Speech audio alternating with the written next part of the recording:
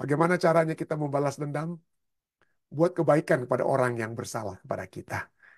Maka disitulah balas dendam tersebut berhasil. Orang yang menyadari kesadarannya, menyadari kesalahannya, dan kita yang memiliki kedamaian karena kita berhasil, dalam tanda kutip, membalas dendam. Membalas dendam dalam arti mengampuni orang tersebut. Dan membiarkan Tuhan yang menghakiminya. Kita lihat pelajaran tambahan kita tentang pelajaran tentang apa ya? Mengasihi. Kita sudah bicara tadi tentang Matius 5 ayat 44 ya. Matius 5 ayat 40. Aku berkata kepadamu, kasihilah musuhmu dan berdoalah bagi mereka yang menganiaya kamu. Mungkin kita katakan ada kata, waduh pendeta cuma malaikat mungkin yang bisa bikin begini ya. Ya, mungkin punya malaikat. Tapi kita semua sukar sekali untuk dapat melakukan hal ini. Mengasihi musuh, berdoa bagi mereka yang menganiaya kita. Kita ingin mereka juga disakiti. Sakit seperti yang kita alami, kena juga kepada mereka. Inilah ya, ini bukan sesuatu hal yang Tuhan hanya perintahkan kepada kita untuk kita lakukan, tapi satu hal yang dia sendiri lakukan. Pada saat di kayu salib, dia katakan apa? Tuhan ampunilah mereka. Bapak, ampunilah mereka karena mereka tidak tahu apa yang mereka perbuat. Berdoa bagi pengampunan orang-orang yang mencambuk Yesus, yang menghina, meludahi, dan menusuk Yesus ya. Itu terjadi. Yesus telah melakukannya. Tapi dia berdoa, dia katakan apa? Kasih hal yang sama ya. Itu tidak dilakukan. Ya. Sama seperti Bapa yang mengasihi kita. Jadi kita harus mengasihi sesama. Saling mengampuni satu dengan yang lain. Saling mengampuni dan lain sebagainya. Wah, ini sukar sekali. Kenapa? Seberapa sukarnya? Yesus tahu itu. Yesus tahu dan dialami juga oleh murid-muridnya ya. Lukas 17 ayat 3 sampai 4. Yesus berkata kepada murid-muridnya, jagalah dirimu. Jikalau saudaramu berbuat dosa, tegurlah dia. Jadi kalau ada yang berbuat salah, ya yang menganiaya kita atau apa, silahkan kita dapat sampaikan. Itu kesalahan yang mereka lakukan. Tegur mereka. Dan jikalau ia menyesal, ampunilah dia. Waduh, kita sudah tidak perlu lagi bahas ayat demi ayat berbicara tentang kita harus mengampuni. Ini salah satu, begitu banyak. Ya. Jadi Yesus sendiri katakan pada murid-muridnya, jikalau ia menyesal, ampunilah dia. Ayat 4, Lukas 17 ayat 4. Bahkan jikalau ia berbuat dosa terhadap engkau 7 kali sehari, dan 7 kali ia kembali kepadamu dan berkata, aku menyesal, engkau harus mengampuni dia. Harus mengampuni dia. Nah, kenapa ayat ini saya katakan sangat sukar? Karena ayat berikutnya dari Lukas 17, yaitu Lukas 17, kita sudah baca ayat 3 sampai 4. Lukas 17 ayat 5, murid-murid kemudian berkata apa? Lalu kata rasul-rasul itu kepada Tuhan, tambahkanlah iman kami. Tambahkan untuk apa? Tambahkan iman untuk apa? Ayat 4, untuk mengampuni orang lain. Ya, kenapa? Karena kita dibutuhkan iman yang besar untuk dapat mengampuni. Keinginan kita itu selalu untuk balas dendam. Kalau kita dilukai, kita harus melukai. Ya. Itulah sebabnya kalau kita lihat, saya sudah sering tampilkan juga ini ya, sering kita lihat bagaimana kalau Anda pergi ke museum-museum ya di Mesir, ya Anda akan dapati bahwa patung-patung yang di Mesir itu satu raja, ya raja-raja Mesir misalnya Firaun-Firaun Mesir itu hidungnya itu pada umumnya apa ya? Pada umumnya itu ada sengaja dipatahkan. Itu bukan dipatahkan oleh turis-turis yang di abad 20-21 ini iseng-iseng menghancurkan mereka. Bukan. Itu dipatahkan oleh raja-raja kemudian. Firaun-Firaun kemudian. Ya. Kenapa? Karena pada saat satu raja, dia sudah menjadi tua, dan kemudian dia digantikan oleh raja lainnya. Raja lainnya itu berada tadinya dalam satu posisi yang tertekan, ya entah itu mungkin adiknya sekalipun, ataupun anggota keluarganya sekalipun, atau bangsa lain yang kemudian mengalahkan bangsa Mesir dan lain sebagainya. Dinasti satu menggantikan dinasti yang lain. Mereka tadi dalam keadaan tertekan, lalu kemudian mereka berhasil menjadi besar, dan pada saat mereka bisa mengalahkan Firaun ataupun pemimpin yang tadinya menekan mereka, maka salah satu cara mereka selain bukan hanya membunuh orang yang telah melukai mereka, Firaun yang satu itu, mereka juga akan menghancurkan patung-patung daripada Firaun atau raja-raja sebelumnya. Dan ini kita lihat, di mana saja kita lihat bagaimana itu telah merupakan sarana pembalasan dendam. Sarana pembalasan dendam pada saat yang bersamaan juga menyatakan, hei, saya lebih sempurna, saya lebih bagus dari kamu. Tapi apa yang terjadi? Nanti kerajaan berikutnya atau raja berikutnya juga akan buat hal yang sama terhadap mereka. Jadi balas dendam itu adalah satu hal yang lumrah ya, dengan kata lain ya, dalam kehidupan umat manusia. Dalam kehidupan umat manusia. Tapi bagaimana? Adakah para pemazmur seperti orang-orang di zaman ya Pak, zaman dahulu itu memang intinya adalah memang suka-suka balas dendam karena sakit hati mereka. Ya, sakit hati mereka telah dilukai dan mereka ingin membalas dendam. Nah, seakan-akan demikian, seakan-akan demikian. Ya. Mazmur 35 ayat 4, oh, bisa kan untuk balas dendam, apa ungkapan teriakan untuk balas dendam. Mazmur 35 ayat 4, biarlah mendapat malu kena noda orang-orang ingin mencabut nyawaku. Biarlah mundur dan tersipu-sipu orang yang merancang kecelakaanku. Ya. Ayat Mazmur 54 ayat 7. Biarlah kejahatan itu berbalik kepada seteru-seteruku. Binasakanlah mereka karena kesetiaanmu. Jadi seakan-akan itu keinginan pribadi ya. Untuk supaya musuh kita mendapat malu. Mereka binasa. Wow, bukan hanya mereka binasa, apalagi. Mazmur 55 ayat 16 katakan apa? Biarlah maut menyergap mereka. Biarlah mereka turun hidup-hidup ke dalam dunia orang mati. Dikubur mati. Dikubur hidup-hidup lah itu orang-orang jahat itu. Dengan kata lain ya. Sebab kejahatan ada di kediaman mereka. Ya, dalam batin mereka. Bukan hanya itu saja. Bukan hanya dikubur hidup-hidup. Apalagi dikatakan dalam Mazmur 59 ayat 14. Habisilah mereka dengan geram. Habisilah. Sehingga mereka tidak ada lagi. Supaya mereka sadar bahwa Allah memerintah di antara keturunan Yakub sampai ke ujung bumi. Selah. Dan Mazmur 137 kita sudah baca tadi. Ayat 8 dan 9. Hai putri Babel yang suka melakukan kekerasan. Berbahagialah orang yang membalas kepadamu perbuatan-perbuatan yang kau lakukan kepada kami. Berbahagialah orang yang menangkap dan memecahkan anak-anakmu pada bukit batu. Waduh, kok bahasanya ini memecahkan kepala anak-anakmu pada bukit batu. Bikin hancur. Anak-anak kok dihancurkan. Kok ngeri sekali bahasanya ya. Kok ngeri sekali bahasanya. Mari kita selidiki. Ada beberapa poin. Ada beberapa poin. Kenapa kita dapat melihat seakan-akan balas dendam ini adalah satu, dalam tanda kutip, ajaran Alkitab. Ya, oh umat-umat manusia seperti pemazmur yang ingin agar ada pembalasan dendam. Nah, dengan bahasa yang mengerikan. Oke. Nah, mari kita lihat. Poin pertama yang harus kita pelajari. Bahwa bahasa yang digunakan dalam kitab Mazmur adalah bahasa yang Allah gunakan pada saat-saat tertentu sehubungan dengan penghakiman terhadap para pelanggar perjanjiannya.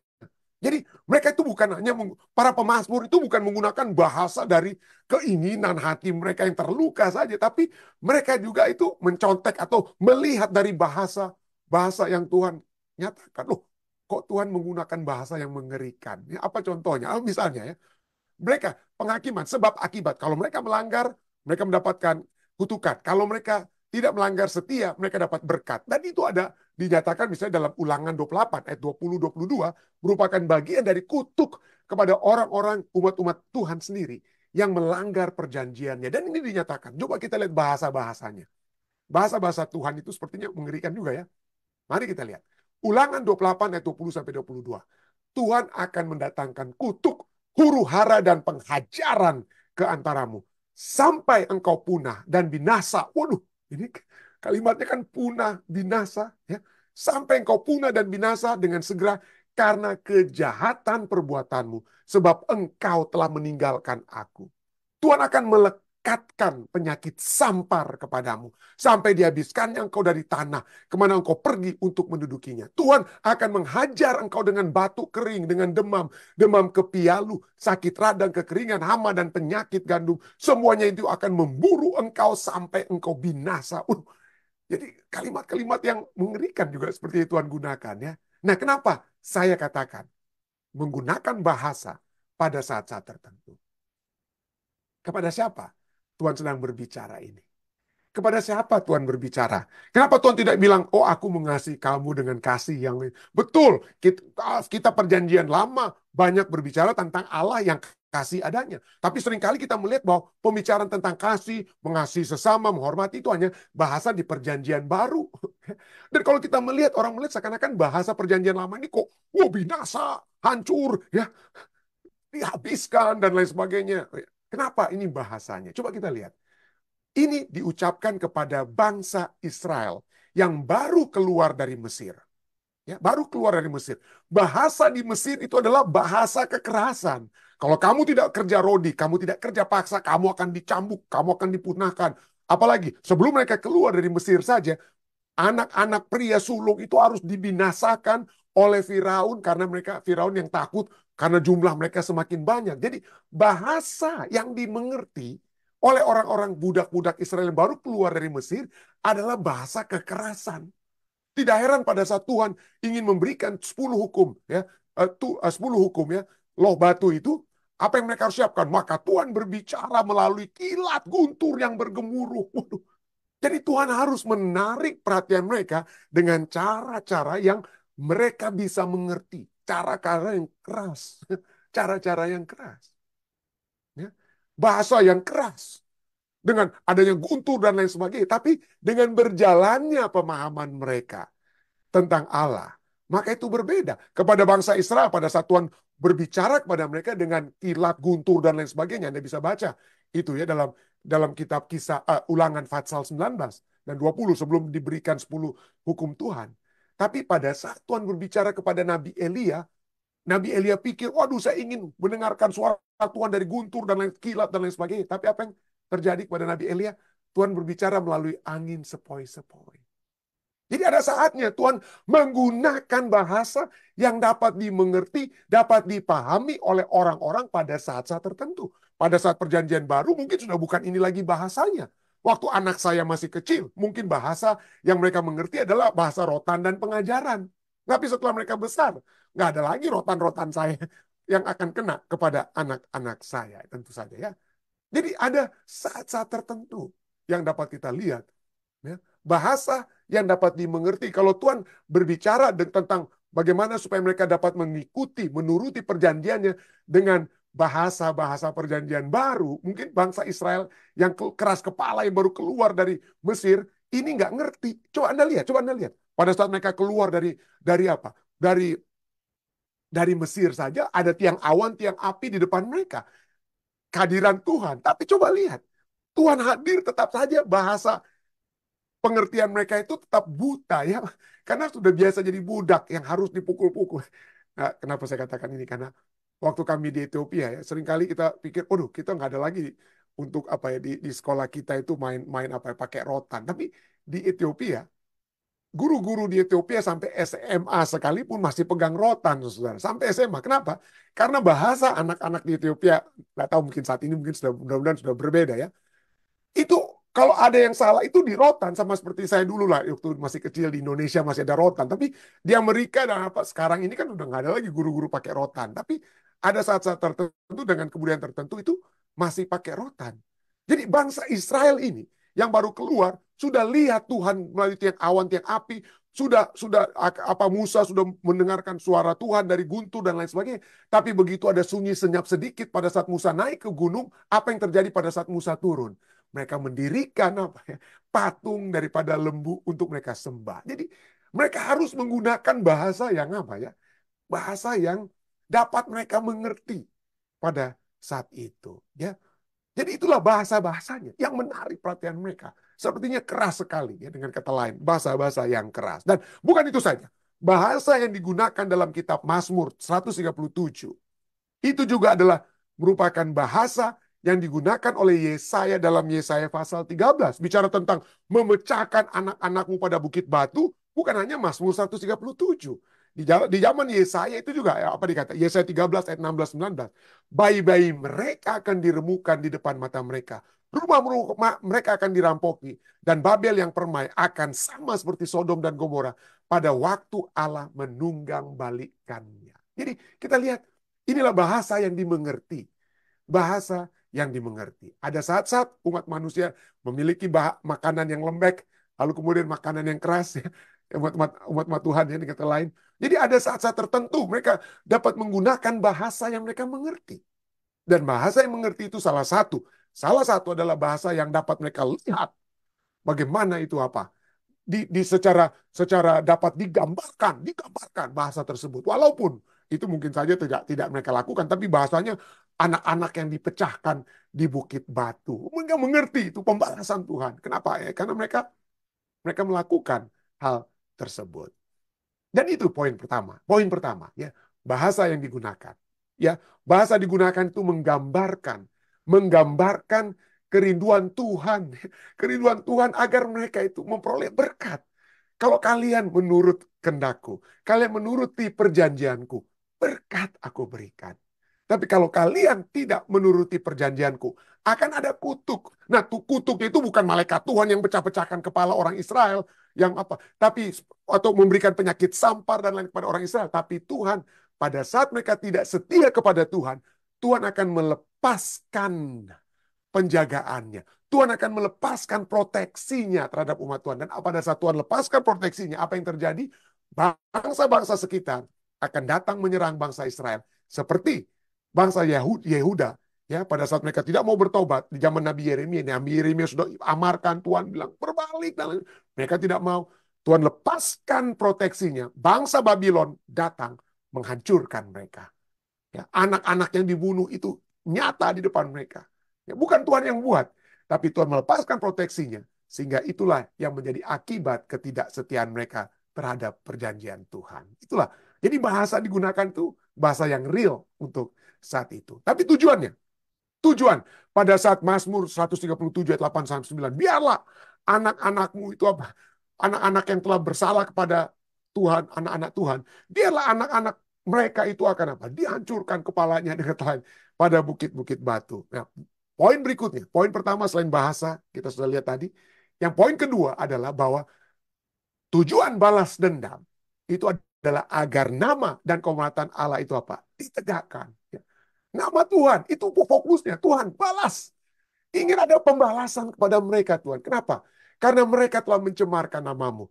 Karena mereka telah mencemari kehormatanmu, Tuhan. Itu yang mereka fokuskan. Mazmur 58 ayat 7 sampai dan 12 katakan apa? Ya Allah, tadi ayatnya kita sudah baca. Hancurkanlah gigi mereka. Kenapa saya ingin supaya musuh saya itu dihancurkan giginya? Bukan karena mereka sudah menghancurkan lebih dahulu gigi saya. Bukan begitu, karena saya sudah ditonjok begitu. Bukan ya. Hancurkanlah gigi mereka dalam mulutnya. Patahkanlah gigi geligi singa muda ya Tuhan. Ayat 12 kenapa? Supaya orang apa? Dan orang akan berkata apa? Sesungguhnya ada pahala. Ada pahala bagi orang benar. Sesungguhnya ada Allah yang memberi keadilan di bumi. Tuhan, balas mereka. Balas mereka. Hancurkan gigi mereka. Mungkin mereka sudah hancurkan gigi saya, Tuhan. Tapi balas mereka bukan supaya saya sama-sama giginya tidak ada lagi, Tuhan. Bukan. Supaya mereka mengetahui ada Allah yang memberi keadilan di bumi. Ayat berikutnya, Mazmur 59 ayat 14, katakan, habisilah mereka dalam geram. Habisilah mereka sehingga tidak ada lagi. Supaya apa? Supaya saya bisa bersuka cita, saya bisa puas-puas ya, karena mereka sudah hancur begitu. Saya senang karena mereka hancur, bukan. Supaya mereka sadar. Okay? Supaya mereka sadar ya, bahwa Allah memerintah di antara keturunan Yakub sampai ke ujung bumi. Jadi kehancuran mereka, gigi yang hancur, itu justru untuk supaya mereka disadarkan, supaya mereka bertobat. Ya, ada aja tujuan positifnya dengan kata lainnya. Jadi poin berikutnya yang berhubungan dengan tujuan balas dendam agar nama dan kehormatan Allah itu ditegakkan, itu menyatakan di poin ketiga yang berhubungan dengan poin kedua bahwa keinginan pribadi untuk membalas dendam itu bukan keinginan bagi keuntungan pribadi. Ya, bukan keinginan untuk membalas dendam itu bukan keinginan bagi keuntungan pribadi. Kalau kita zaman sekarang ini, kita mau balas dendam, bukan supaya nama Tuhan ditegakkan, bukan supaya kehormatan Tuhan itu ditinggikan, bukan supaya orang sadar, bukan supaya mereka kapok kena batunya mereka. Itulah keinginan kita sekarang ya. Tapi di dalam kitab Mazmur, keinginan untuk balas dendam bukan bagi keuntungan pribadi. Apa buktinya pendeta? Mari kita lihat. Mari kita lihat. Mazmur 58 ayat 11 misalnya. Orang benar itu akan bersuka cita sebab ia memandang pembalasan. Ia akan membasuh kakinya dalam darah orang fasik. Loh, ini kan bukannya ini artinya pendeta ini Orang benar bersuka cita, dia memandang pembalasan itu. Ya, dia suka akan pembalasan. Mari kita lihat. Kata pembalasan, ya bahasa Inggrisnya seringkali vengeance, ya balas dendam, balas dendam. Itu dari kata nakam, dari kata Ibrani, bahasa Ibrani nakam. Nakam itu yang artinya pembalasan, vengeance itu sesungguhnya memiliki dua pengertian, dua pengertian. Pengertian yang pertama itu adalah deklarasi hukuman yang pantas terhadap orang jahat. Tuhan yang adil. Nama Tuhan dapat ditegakkan pada saat mereka itu apa? Dibalaskan perbuatan jahat mereka. Jadi itu adalah deklarasi hukuman yang pantas, yang tepat, yang adil terhadap orang jahat. Itu poin pertama dari kata pembalasan atau vengeance. Poin yang kedua, ini penting sekali. Kata pembalasan.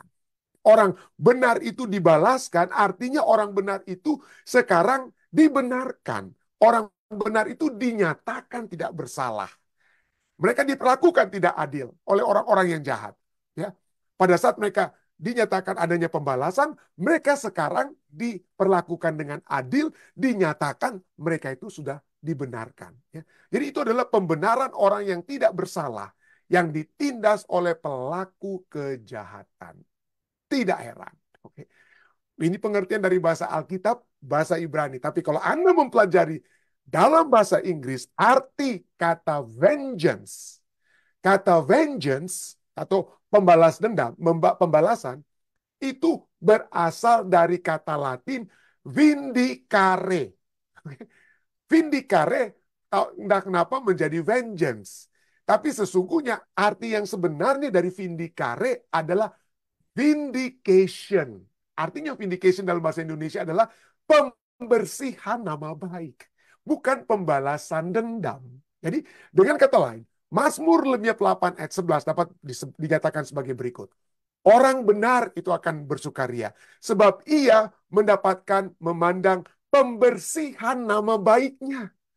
Dia mendapatkan pembersihan nama baiknya. Nama baiknya itu dihancurkan.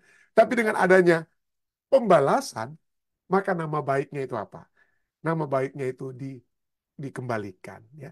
Jadi dengan kata lain, pembalasan dendam dalam kitab Alkitab bukan supaya sakit yang saya alami itu dialami oleh orang lain, kena batunya, tetapi supaya, sekali lagi, nama Tuhan ditinggikan, kehormatan Tuhan dimuliakan, ada pertobatan, dan supaya saya yang tadinya mengalami penganiayaan, saya dapat dibenarkan, saya dapat mendapatkan kembali nama baik saya. Itulah sebabnya Alkitab berbicara, jangan balas dendam. Jangan balas dendam. Oh, saya nggak perlu lagi tulis surat ayat-ayat Alkitab yang bicara jangan balas dendam, jangan balas dendam. Ampuni, mengampuni. Udah kita sudah sering pelajari hal tersebut. Kenapa? Karena kembali kita lihat apa yang orang dunia katakan. Orang dunia katakan Francis Bacon, orang filsuf Inggris ya. Filsuf Inggris Francis Bacon dia katakan seseorang yang mempelajari balas dendam, seorang yang merindukan, belajar supaya dapat membalas dendam, akan menjaga lukanya tetap hijau. Artinya, sakit pada saat kita disakiti dan kita ingin balas dendam, rasa sakit itu tidak akan pernah hilang. Tetap hijau, dengan kata lain, tetap hijau. Kita sering dengar orang yang berkata, kalau kita balas dendam, itu bagaikan kita minum racun dan berharap orang yang melukai kita itu akan mati. Tapi kita yang minum racun, kita yang KO, ya, kita KO. Pendidikan demi pendidikan. Kita pernah bahas, saya ingin kembali melidiki. Bukan hanya Alkitab yang mengatakan jangan balas dendam. Tapi ini Science Daily. Oh, oke, film-film Batman, film-film apa semua. Aduh, balas dendam itu sweet ya. Revenge is sweet ya. Balas dendam itu manis katanya. Siapa bilang balas dendam itu manis? Penyelidikan demi pendidikan menunjukkan ini Science Daily. Make no mistake dikatakan. Jangan salah. Jangan salah. Balas dendam itu bukan manis, pahit.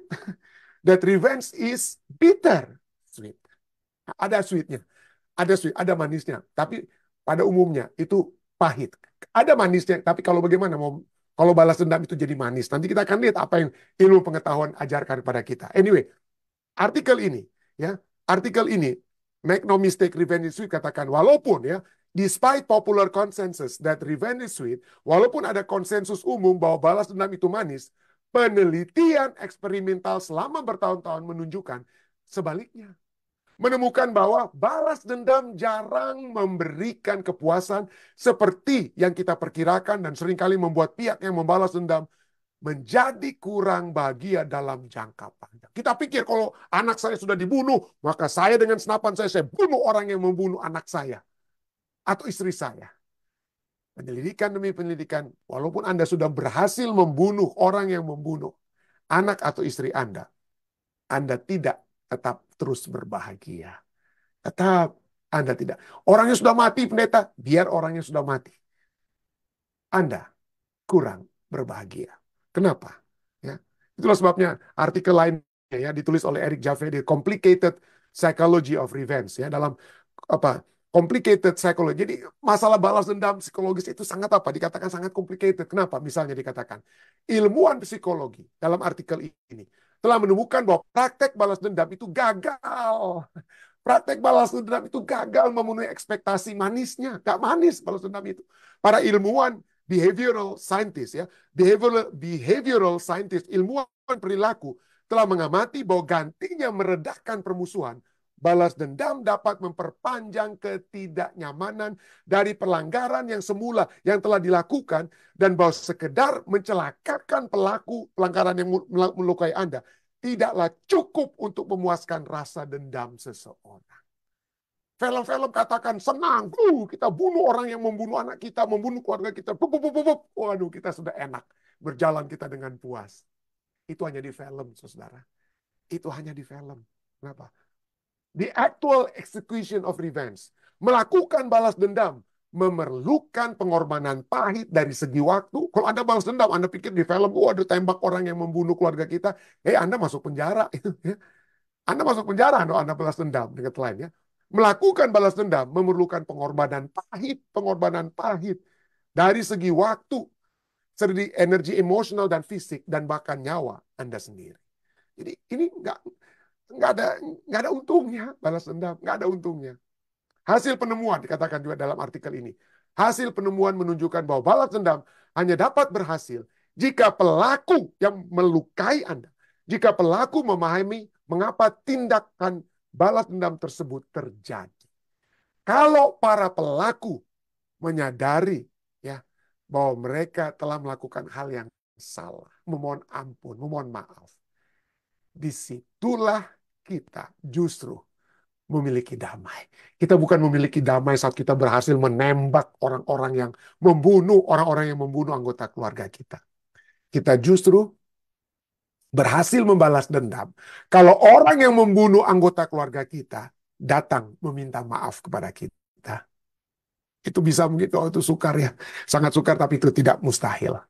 Ada seorang wanita Rwanda yang mengampuni seorang pria ini di samping kanannya, ya. Mengampuni orang pria yang telah membunuh dia. Wanita ini pada saat ada genocide di Rwanda di tahun 1990-an, ya, di 1990-an. Dia bersembunyi di rawa-rawa dengan bayi yang dia pegang.